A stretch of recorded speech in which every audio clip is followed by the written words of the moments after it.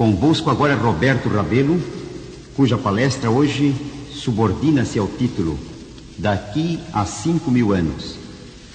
Em 1964, a companhia Westinghouse depositou no sítio da Feira Mundial em Nova York uma cápsula metálica contendo coisas típicas da civilização atual.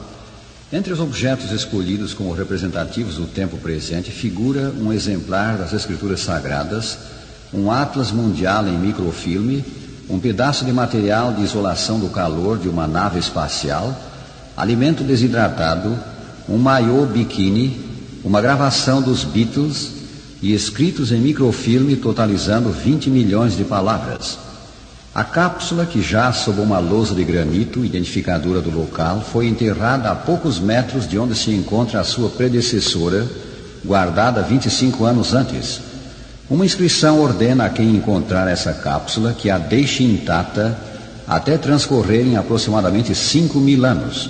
Só no ano 6.939 poderá ela ser removida e aberta para que vejam os nossos descendentes, assim desejam os seus ideadores, o que foi o mundo na metade do século XX. Existirá a presente ordem de coisas daqui a 5.000 anos. As profecias bíblicas não nos dão base para crer que sim. Pelo contrário, elas revelam que o fim da história está próximo. O Salvador Jesus Cristo falou do fim e deu sinais do fim. Ao vermos esses sinais, deveríamos saber que o fim não está longe.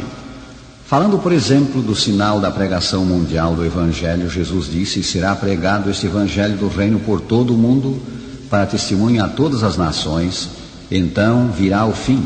São Mateus 24, 14. Todos os sinais do fim se cumprem hoje no mundo. Sinais na natureza, sinais no mundo político, sinais no mundo social, sinais no mundo religioso. O fim, pois, está próximo. Estamos às portas de transcendentais acontecimentos. O primeiro grande acontecimento a ocorrer no próximo futuro é a segunda vinda de Cristo em glória e majestade. Nosso Senhor prometeu voltar. Ele virá acompanhado dos anjos celestes.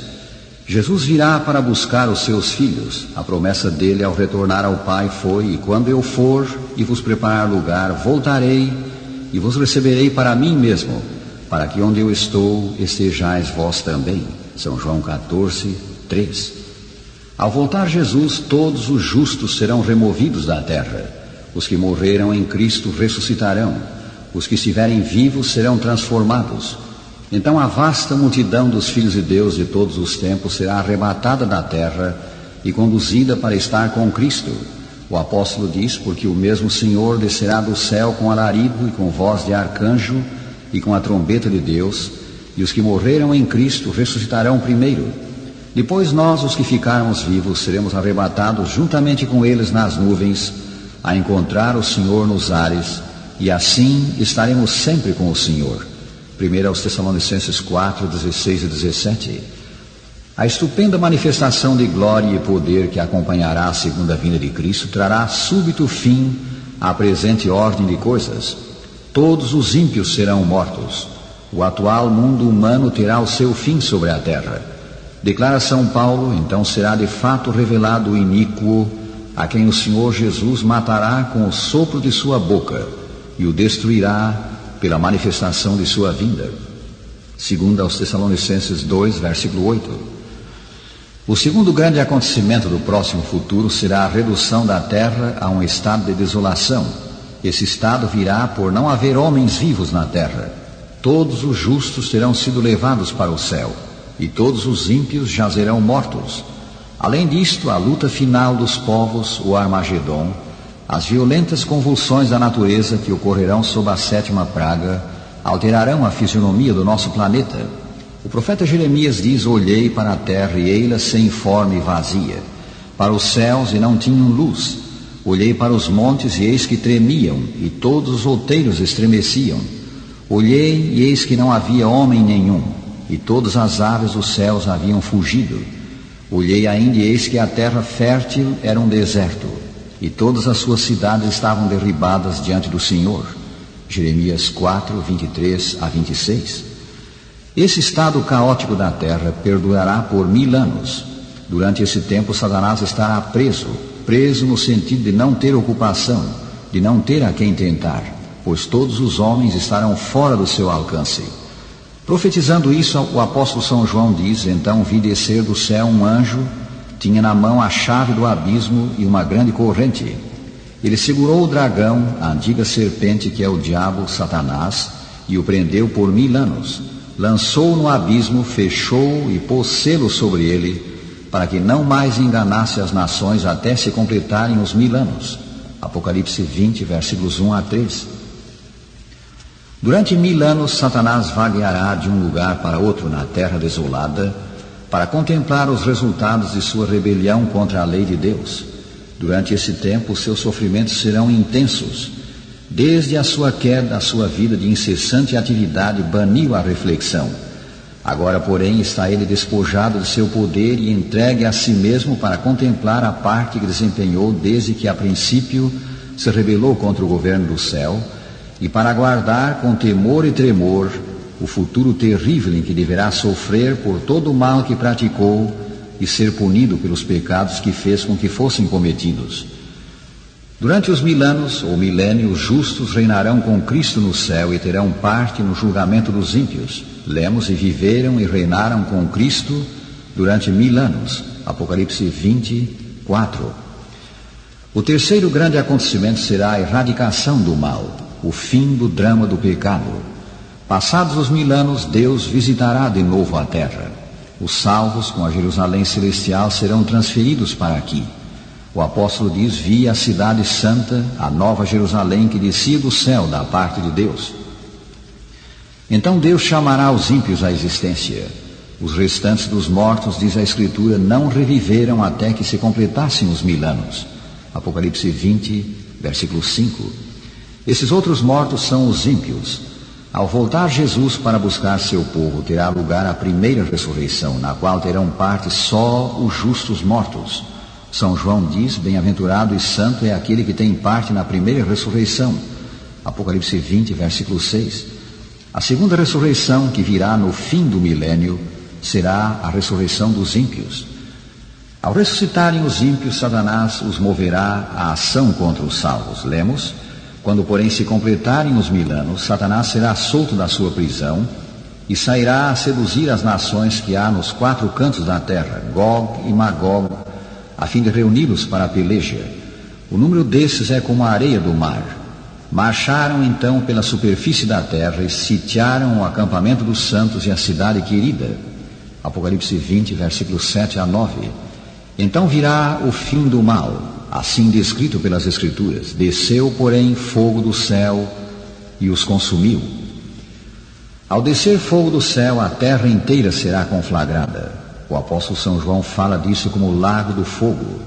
São Pedro diz que os céus atmosféricos passarão com estrepitoso estrondo e os elementos se desfarão abrasados. 2 São Pedro 3, versículo 10. Nesse fogo de Deus perecerão Satanás, os seus anjos e todos quantos se apegaram ao pecado. O diabo, o sedutor deles, declara o apóstolo, foi lançado para dentro do lago do fogo e enxofre. E se alguém não foi achado inscrito no livro da vida, esse foi lançado para dentro do lago do fogo. Apocalipse 20, 10 e 15. Haverá sofrimento para o pecador, tanto maior quanto mais graves forem os seus pecados. Evidentemente, Satanás sofrerá mais que todos. Ele é o autor e o instigador do pecado. Mas todos por fim serão aniquilados. O salário do pecado é a morte. O lago de fogo, reduzindo os ímpios a cinzas, é chamado a segunda morte. Apocalipse 20, versículo 14. O quarto grande acontecimento será a implantação do reino de Deus na terra. O mesmo fogo que destruirá o ímpio purificará a terra. Então Deus renovará o nosso planeta, dando-lhe condições ideais para a existência do homem, como fez no princípio. O apóstolo São Pedro profetizou isto.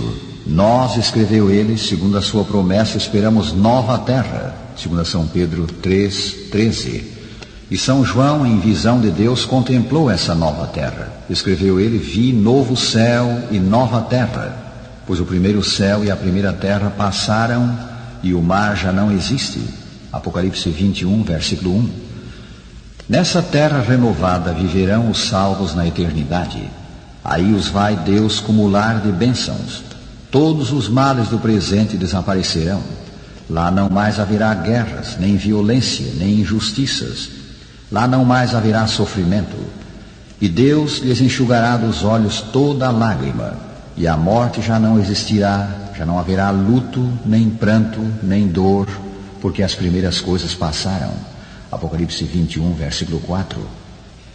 Na nova terra haverá segurança, haverá descanso para o povo de Deus. O meu povo habitará em moradas de paz, em moradas bem seguras, em lugares quietos e tranquilos. Isaías 32, 18.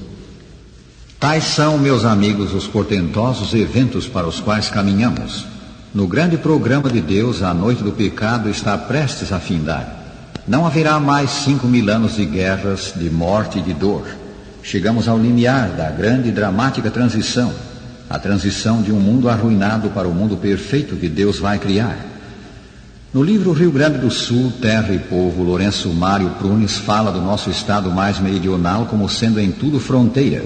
Ele é fronteira política porque campo de lutas entre povos, fronteira climática porque nele se digladiam frentes polares e tropicais, fronteira botânica porque nele se fere o embate entre a mata e o campo.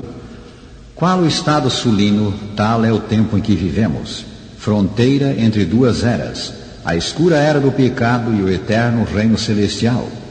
Daqui a 5.000 anos a terra estará renovada e seus habitantes serão os remidos de Deus. A nós, homens do tempo do fim, tem especial aplicação a pergunta de São Pedro: havendo, pois, de perecer todas essas coisas, que pessoas vos convém ser? Segundo São Pedro 3, 11. Noutras palavras, se o mundo presente vai logo passar com seus prazeres e brilho, porque é um mundo em rebelião contra Deus, arruinado, se marchamos para um novo mundo em que habita a justiça, com qual dos dois mundos nos identificaremos? Poremos por obra as normas deste ou as do que está para vir? Conceda o Senhor que amemos o reino futuro a nós prometido e para ele nos preparemos crendo no Salvador Jesus Cristo. Sim, crendo nele e por sua graça vivendo de modo que nossa vida agrade ao Senhor e o exalte.